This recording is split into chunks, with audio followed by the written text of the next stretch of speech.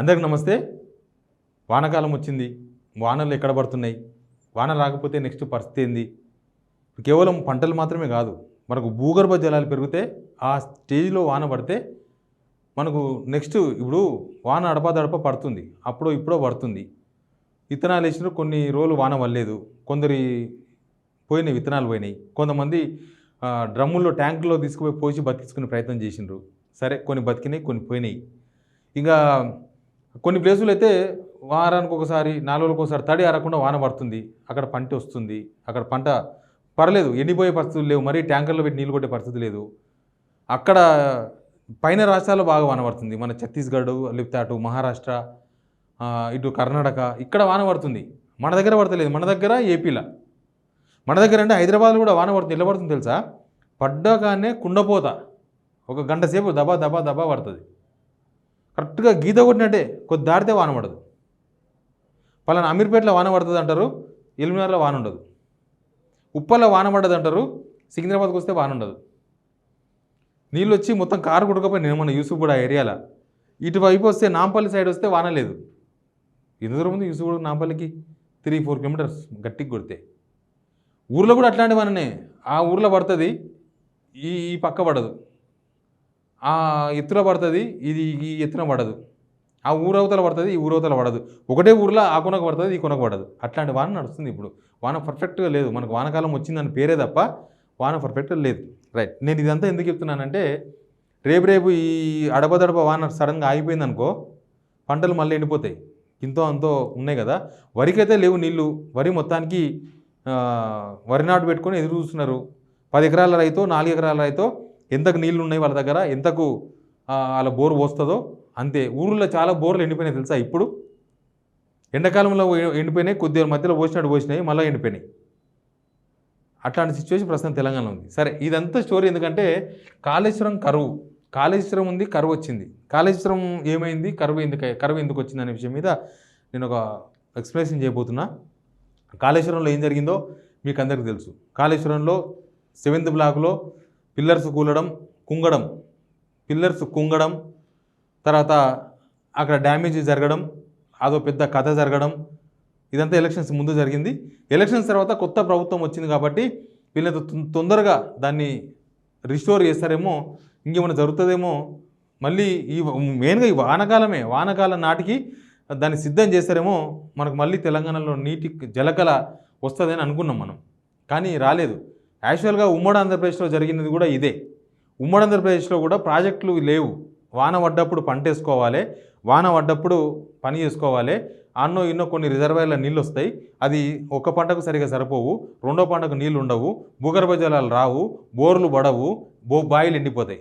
Same ఇప్పుడు ఆ సిచ్యువేషన్కి వచ్చేసినాం మనం. ఎందుకంటే మేడిగడ్డ దగ్గర 7th బ్లాక్లో పిల్లర్స్ కుంగిపోయినాయి కాబట్టి అది నేషనల్ డ్యామ్ సేఫ్టీ అథారిటీ వాళ్ళు దానికి ఇంకా 1,00,000 పరీక్షలు చేయాలంటున్నారు, దానికి ఇంకా ఏదో చేయాలంటున్నారు. ఈ 7 నెలల్లో మేడిగడ్డ దగ్గర ఏ పని కాలేదు, రిపేర్ ఏం చేయలేదు. నిన్న మొన్న ఎల్ఎన్టీ వాళ్ళని ఒప్పించి లాస్ట్కి ఏం చేశారంటే ఆ ఇరుకపోయిన గేట్ ఒకటి తీపిచ్చిర్రు, ఇరుకపోయిన గేట్ను కోపిచ్చిర్రు, మొత్తం కోసిర్రు. అంతకుమించి ఆడ పని జరగలేదు. ఇప్పుడే 7th బ్లాక్ ప్రాబ్లం ఉందా, మొత్తం బ్లాక్లో ప్రాబ్లం ఉందా అంటే ఆల్రెడీ ఎన్డీఎస్ఏ వాళ్ళు, నేషనల్ డ్యామ్ సేఫ్టీ అథారిటీ వాళ్ళు, మిగతా దానికి ఏం ప్రాబ్లం లేదు, ఇది ఒకటే ప్రాబ్లం ఉంది. ఈ 7th బ్లాక్లో ఒక 3-4 పిల్లర్లు, ఫియర్స్ అంటారు వాటిని వాళ్ళ భాషలో, ఇంజనీరింగ్ పరిభాషలో, ఆ ఫియర్స్ ఒకటి ప్రాబ్లం ఉంది, ఆ ఫియర్స్ను కట్టాలన్నారు. ఇదంతా వాళ్ళు చెప్పడమే లేట్గా చెప్పారు ఎన్డీఎస్ఏ వాళ్ళు. ఇక్కడ వీళ్ళకు కూడా ఏం లేదు, వీళ్ళకు ఇక్కడ రాష్ట్ర ప్రభుత్వానికి కూడా కాళేశ్వరాన్ని తయారు చేద్దాం, నీళ్ళిద్దామని తహతహా ఏం లేదు. అది ఎంత లేట్ అయితే మాకు అంత మంచిది అన్నట్టున్నారు వీళ్ళు. ఇంతసేపటికి పొలిటికల్గా ఆలోచిస్తున్నారు తప్ప కాళేశ్వరం బాగా అయితే మళ్ళీ ఇప్పుడు కాళేశ్వరంలో అదే జరిగింది, ఇది జరిగింది, అవినీతి జరిగింది, లేకపోతే కాళేశ్వరం వల్ల లాభం లేదని చెప్పిన వాళ్ళు రేపు నాడు కాళేశ్వరం వాడితే తప్పు పేరు రాదా? ఇదంతా వీళ్ళు అంతకుముందు చెప్పిన ఆయన అబద్ధాలు అయితే కదా. అందుకని దాన్ని దృష్టిలో పెట్టుకొని కాళేశ్వరాన్ని వీలైనంత వరకు దాన్ని పక్కన పెట్టే ప్రయత్నాలు నడిచినాయి. వీళ్ళకి సరిపోను ఢిల్లీలో కూడా అట్లే జరిపోయినారు. నేషనల్ డ్యామ్ సేఫ్టీ అథారిటీ వాళ్ళు కూడా వీళ్ళకి తగ్గట్టుగానే వీళ్ళు ఆహా అంటే వాళ్ళు ఆహా, వీళ్ళు తానా అంటే వాళ్ళు తందానా అనుకుంటా లాస్ట్కి 7 monthsలో కాళేశ్వరం ప్రాజెక్టు మేడిగడ్డ దగ్గర ఒక్క రూపాయి పని కావాలి. ఇప్పటిదాకా ₹1 కూడా ఖర్చు పెట్టలే. ఏంటంటే వీళ్ళు దేనికోసం నసికింది తెలుసా? ఎంత చిల్లర వ్యవహారం అంటే ఇది. 400 కోట్లు 500 కోట్లు అవుతాయంట దాన్ని రిపేర్ చేయడానికి. ఎల్ఎన్టీ వాళ్ళు ఎస్టిమేషన్ వేసినారు. ఆ 400 కోట్లు 500 కోట్లు మేము ఎందుకు ఇస్తాం, మీరే పెట్టుకోవాలి. ఆడ 1000 కోట్ల ఇసుకను మాత్రం దొబ్బేసిండ్రు. కాళేశ్వరం డ్యామ్ దగ్గర 1000 కోట్ల ఇసుకను తోడేసినారు వీళ్ళు. కానీ 400 కోట్ల కాడ పంచాది. ఆ 400 కోట్లు ఏమో గవర్నమెంట్కి ఎటు పెట్టాలి, లేకపోతే అది 400 కోట్లు పెడితే అదేమో బాగుపడుతుందేమో అని భయం వీళ్ళకి. ఇసుకను మాత్రం తవ్వి పడేసారు. ఆ ఇసుకల గవర్నమెంట్కి ఎన్ని వచ్చినావో, ప్రైవేట్లో ఎన్ని పోయినాయో, ఎక్కడెక్కడ ఎన్ని పోయో తెలియదు. 1000 కోట్ల రూపాయల ఇసుక పోయింది అక్కడ. తర్వాత ఇప్పుడున్న సిచ్యువేషన్ ఏంటంటే మేడిగడ్డను ప్రస్తుతం ఇప్పుడే కాదు, వీళ్ళు వేస్తున్న లెక్క ప్రకారం, వీళ్ళు వేస్తున్న రిపేర్ల ప్రకారం ఇంకొక 3-4 ఏళ్ళ వరకు నాకు తెలిసి మేడిగడ్డను అందుబాటులోకి రానియ్యరు. మేడిగడ్డను అందుబాటులోకి రానియ్యరు. అది అందుబాటులోకి వస్తే కాలుష్యం బాగుపడుతుంది కాబట్టి దాన్ని అందుబాటులోకి రానియ్యరు. రాష్ట్రం అంతా కరువు వచ్చినా సరే, కాటకాలు వచ్చినా సరే, కానీ మేడిగడ్డ మాత్రం బాగా కాకూడదు అనేది ఒకటి నడుస్తుంది వీళ్ళ ఇంటెన్షన్. రైట్, ఇది అయిపోయింది. మేడిగడ్డ బాగు చేయకుండా కూడా ఆ ప్రాజెక్ట్ను వాడుకోవచ్చు. చాలామంది ఇంజనీర్సు రౌండ్ టేబుల్ మీటింగ్లు పెట్టి చెప్పిండ్రు, పవర్ పాయింట్ ప్రజెంటేషన్లు ఇచ్చి చెప్పిండ్రు, మేడిగడ్డ అనే దాన్ని పక్కన పెట్టండి, మీరు యాక్చువల్గా ఈ వానకాలం ముందే కనుక పంట వేసి ఉంటే, రిపేర్ చేసి ఉంటే పనికొచ్చేది, కానీ మీరు చేయలేదు కాబట్టి ప్రస్తుతానికి మేడిగడ్డ పక్కన పెట్టండి, దాన్ని ఎప్పుడు చేస్తారో మీ ఇష్టం. కానీ కన్నెపల్లి పంప్ హౌస్ దగ్గర నుంచి నీళ్ళు ఎత్తొచ్చు, డైరెక్ట్ మేడిగడ్డతో సంబంధం లేకుండా నీళ్ళు ఎత్తొచ్చు. ఆ నీళ్ళు రకరకాల అన్నారం, సుందీల రిజర్వాయర్ల ద్వారా తీసుకుపోవచ్చు, దాని ప్రయత్నం చేయండి అని ఒక సూచనలు చేసింది చాలామంది. వీళ్ళు ఏం చేసింది తెలుసా, అన్నారంలో బొంగలు పడ్డాయి, సుందీలలో బొంగలు పడ్డాయి, వాటి గేట్లు కూడా మొత్తం ఎత్తేసి పెట్టిండ్రు. నీళ్ళు ఎట్టొస్తే అటు పోతూ ఉండాలి. అన్నారం సుందీలలో కూడా వీళ్ళు రిపేర్ కూడా చేయలేదు. కనీసం చిన్న బొంగలు పడితే కూడా రిపేర్ చేయలేదు గవర్నమెంట్ 7 నెలలు. ఏంటంటే అదే NDSA, national dam safety authority, వీళ్ళ పేరు చెప్తారు. వాళ్ళది ఏం పోయింది, ఢిల్లీలోకి ఏం పోయింది చెప్పండి. ఇక్కడ మన ప్రజల కష్టాలు ఏంది, మన రైతుల కష్టాలు ఏంది, మన రాష్ట్రం పరిస్థితి ఏంది అనేది వీళ్ళకు ఉండాలి. వీళ్ళకి లేదు అవన్నీ. వాళ్ళకి ఎంతసేపటికి కాళేశ్వరాన్ని అటకెక్కించి పెడితే చాలు అనుకుంటున్నారు. ఇదేదో రాజకీయ నిర్ణయం అనుకుంటున్నారు, కానీ ఇది రైతుల మీద, తెలంగాణ మీద చాలా ప్రభావం చూపిస్తుంది. ఇప్పుడు ఏమైందంటే ఇక్కడ కూడా నో రిపేర్, ₹1 ఖర్చు పెట్టలేదు. ఇక్కడ ₹1 ఖర్చు పెట్టలేదు, కేవలం కోయడం తప్ప ప్రభుత్వం ₹1 కూడా ఖర్చు పెట్టలేదు. ఎలాంటి వాళ్ళు చేశారు అది కూడా. ఒకవేళ ఈ నీళ్ళు ఇక్కడ నుంచి కన్నెపల్లి పంప్ హౌస్ దగ్గర నుంచి కనుక ఎత్తి ఉండింటే, మేడిగడ్డ పక్కన పడేసి ఇవన్నీ రిపేర్ చేసింటే 7 నెలల్లో ఈ నీళ్ళు అన్నారం, సుందిల్లా, ఇక్కడ నుంచి ఎల్లంపల్లి, ఆనంద్ సాగర్, మల్లన్న సాగర్ ఇవన్నీ కూడా వచ్చేది. ఎల్లంపల్లి నుంచి LMD, MMD అన్నీ, మిడ్మానేరు, LMD అటు నుంచి ఆనంద్ సాగర్ అక్కడ నుంచి వచ్చేది. కానీ అది కూడా చేయలేదు. అసలు ఆడ రిపేర్ చేయకపోవడంతో ఈ స్ట్రక్చర్ అంతా కూడా ప్రస్తుతం పనికి రాకుండా పోయింది. అసలు ఇక్కడ నీళ్లు లేవు, ఎక్కడ కూడా నీళ్ళు లేవు. మొత్తం ఈ మేడిగడ్డ స్ట్రక్చర్లో ఏ రిజర్వాయర్లో ఎక్కడ కూడా నీళ్ళు లేవు. అట్లాంటి సిచ్యువేషన్లో ప్రస్తుతం కాళేశ్వరం కొట్టుమిట్టాడుతుంది. దాని మీద చాలా ఆరోపణలు చేసినారు. ఆ ఆరోపణ గురించి నేను మళ్ళీ ఇంకొక వీడియో చేస్తా. అప్పుడు 1,00,000 కోట్లు చేసిన అవినీతి అని అది ఎక్కడ పోయింది, 1,50,000 కోట్లు అన్నారు, అది ఎక్కడ పోయింది, అసలు వీళ్ళు చేసిన ఆరోపణలకు ఆధారాలు ఎక్కడ ఉన్నాయి, అదంతా నేను మళ్ళీ చెప్తా. అక్కడ జరిగిన డ్రామా ఏంది నేను చెప్తాను. కానీ ఇప్పుడున్న సిచ్యువేషన్లో కాళేశ్వరం స్ట్రక్చర్ మొత్తం కూడా పనికి రాకుండా నరాలు బిక్తారు. చూడు, మనిషికి నరాలు బిక్తే దేనికి పనికి రాకుండా పోతాడు. అట్లా దీన్ని ఈ మూడింటి పేరు చెప్పి, NDSA పేరు చెప్పి, ఢిల్లీలో ఇక్కడ కలిసి దీన్ని ఎటు పనికి రాకుండా చేసే కుట్ర ప్రయత్నం జరిగింది. అది ప్రస్తుతం అట్లా ఉంది.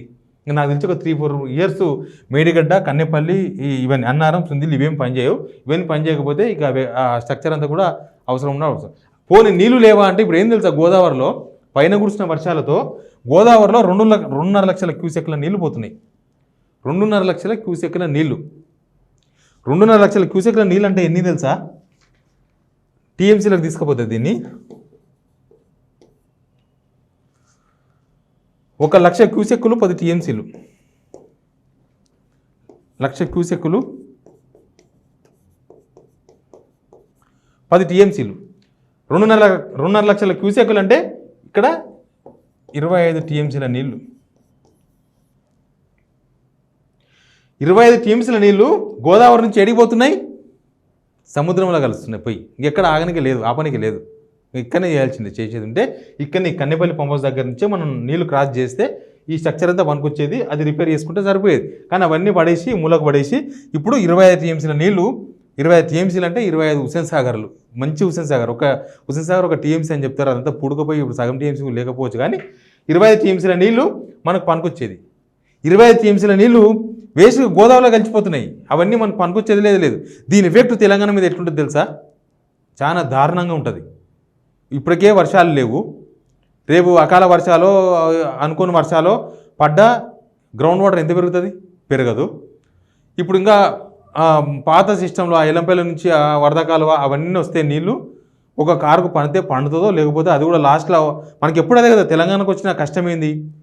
ఎప్పుడు ఒక కారులో చివరిలో అంటే ఒకసారి పంట వేసినప్పుడు వానాకాలం పంట ఉంది, వానాకాలం పంటకు చివరి తడికి నీళ్ళుండవు, చివరి తడికి నీళ్ళుండవు. ఇక యాసంగి పంటకు నీళ్ళు ఎక్కడికి వెళ్ళి తీసుకొస్తారు, ఇక భూగర్భ జలాలు ఎక్కడి నుంచి పెరుగుతాయి. ఇప్పుడు యాక్చువల్గా ఇవన్నీ నీళ్ళు తీసుకొచ్చి కదా ఇవన్నీ నింపుకొని ఇక్కడ రిజర్వేర్స్ అన్ని నింపుకొని మన చెరువులన్నీ నింపుకుంటే రేపు ఎండాకాలంలో భూగర్భ జలాలకు ఇబ్బంది ఉండదు, తాగునీళ్ళకి ఇబ్బంది ఉండదు, దేనికి ఇబ్బంది ఉండదు. ఇప్పుడు హైదరాబాద్కు తాగునీళ్ళు కూడా ఇబ్బంది అవుతుంది. సేమ్ మళ్ళీ మనకు 2014 కన్నా ముందు ఏం జరిగిందో అది మళ్ళీ చూడబోతున్నాం మనం. తాగునీళ్ళకు కటకట, సాగునీళ్ళకు కటకట, భూగర్భ జలాలు ఉండవు. ఇక అది మనం ఎడారి టైప్ మారాలి, అట్లా అట్లా అవుతుందేమో. ఎందుకంటే నీళ్ళు స్టోరేజ్ ఎక్కడ లేదు, నీకు స్టోరేజ్ లేదు. ఉన్న నీళ్ళు ఏముంటుంది, వానాకాలం ఒకవేళ బాగా వరదలు వచ్చి బాగా వాన పడితే కొంత గ్రౌండ్ వాటర్ పెరుగుతుంది, బాగా వరదలు వస్తే ఇవే వరదలు కొద్దిగా పెరిగితే కొంత నీళ్ళు వస్తాయి. ఆ నీళ్ళు వస్తే ఇప్పుడు మన దగ్గర ఉన్న రిజర్వాయర్లో నీళ్ళ పరిస్థితి ఏంది, ఇప్పుడున్న రిజర్వాయర్లో ఎన్ని నీళ్ళు ఉన్నాయి తెలుసా, అది కూడా మీకు చెప్తా. ఇప్పుడు మన రిజర్వాయర్లో ఉన్న పరిస్థితి ఏంటి తెలుసా, గోదావరి బేసిన్ చెప్తాను నేను, కృష్ణా బేసిన్ మళ్ళీ ఒక వీడియోలు చెప్తా, చాలా లాంగ్ అవుతుంది. ఇది సింగూరు ప్రాజెక్టు, గ్రాస్ కెపాసిటీ 29 టీఎంసీలు, ప్రజెంట్ కెపాసిటీ 13 టీఎంసీలు. నిజాం సాగర్ ప్రాజెక్టు 17 టీఎంసీలకు 3 టీఎంసీలు నీళ్ళే ఉన్నాయి, అంటే మొత్తం అడగంటిపోయిన ఏం లేవు, ఎండిపోయింది అది. శ్రీరామ్ సాగర్ ప్రాజెక్టు 90 టీఎంసీలు ఉండాల్సిన కాడ 16 టీఎంసీలు ఉన్నాయి. కడెం ప్రాజెక్టు అంటాం 7 టీఎంసీలకు 5 టీఎంసీలు ఉన్నాయి. శ్రీపాద ఎల్లంపల్లి ప్రాజెక్టు 20 టీఎంసీలకు 5 టీఎంసీలు ఉన్నాయి. అదే కాళేశ్వరం దగ్గర కన్నెపల్లి పంప్ హౌస్ దగ్గర కనుక నింపి అన్నారం సుందిలో బాగా తీసుకొని ఉంటే ఇది ఎప్పుడో నిండిపోయేది.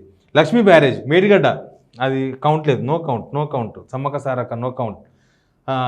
సీతమ్మ సాగర్ దుమ్ముగూడెం, భద్రాచలం లెవెల్, భద్రాచలం దగ్గర 40 లెవెల్ పోతున్నాయి తెలుసు కదా మనకు. 48 దాకా ఓకే, 50 దాటిందంటే భద్రాచలం మునిగిపోతుంది. మనం అందముందు చూడలేదు అట్లాంటి సిచ్యువేషన్. గోదావరిలో నీళ్లు ఫుల్గా ఉన్నాయి, వాటిని ఒడిసిపట్టే ప్రాజెక్టుని తీసి మూలకు పడేసిండ్రు. ఇక తెలంగాణ పరిస్థితి ఏందనేది చూద్దాం. Please subscribe signal TV.